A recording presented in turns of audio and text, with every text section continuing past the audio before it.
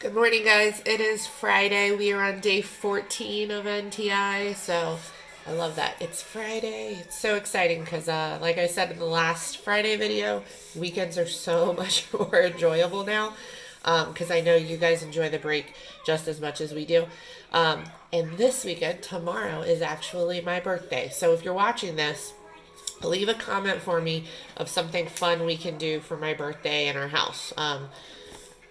I think we're gonna get carry out dinner from somewhere. Maybe watch the new Trolls World Tour. You guys know I'm a huge Justin Timberlake fan, so we're excited for that. But so leave a comment for something I can do tomorrow, fun for my birthday in our house, and then Sunday is Easter, so hopefully you guys get some cool things in your Easter basket.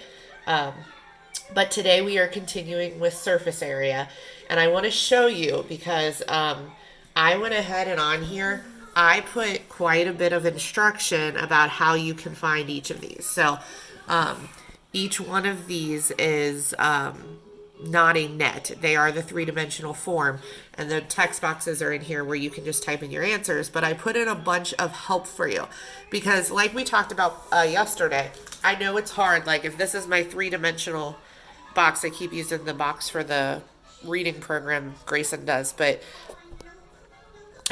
this right here is a three-dimensional rectangular prism, and I can only see the front three faces, and it's kind of like this. I can only see the front three faces. Now they do add in those dash marks in the back so you have an idea of what the back looks like.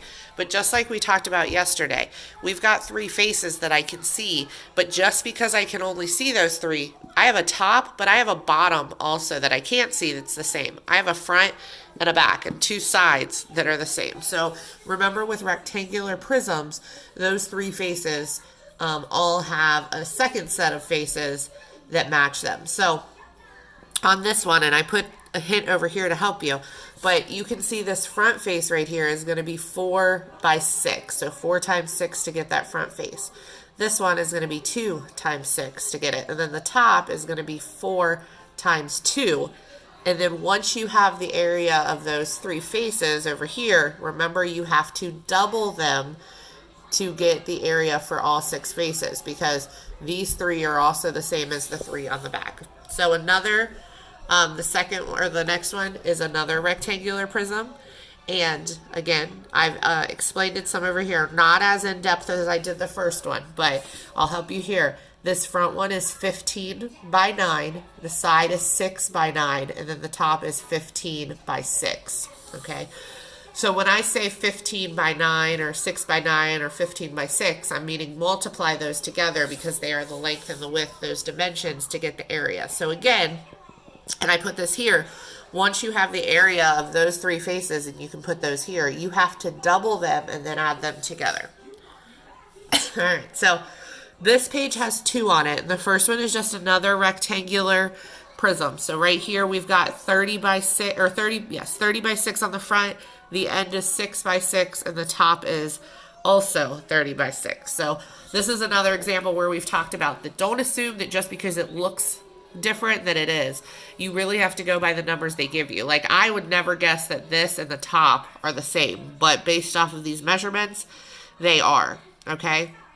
So again, find the area of those three faces and then double them and then add them together. So this one here is a little bit different because what this is a triangular prism. So remember the word prism means that rectangles are involved. So you can't see them all, but there are 3 rectangles. There's one here, and then there's also one in the back.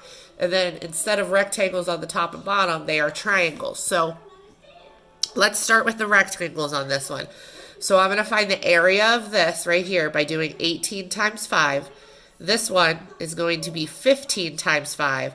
And then the one in the back that we can't see is also 15 times 5. Once you have, you're going to notice there's 5 boxes here.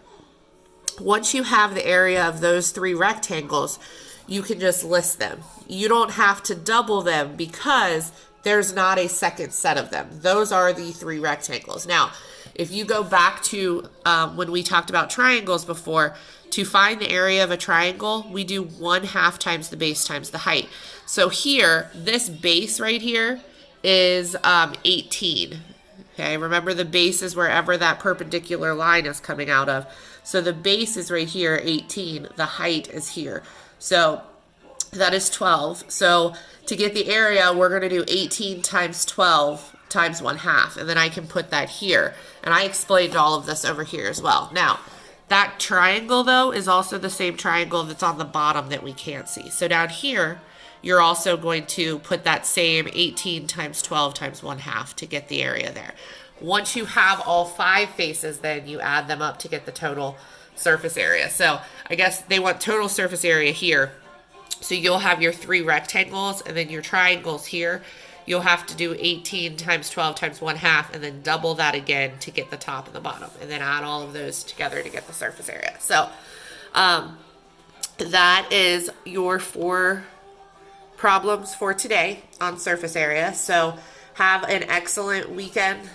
Like I said, leave a comment at the video for me of something fun we could do for my birthday tomorrow.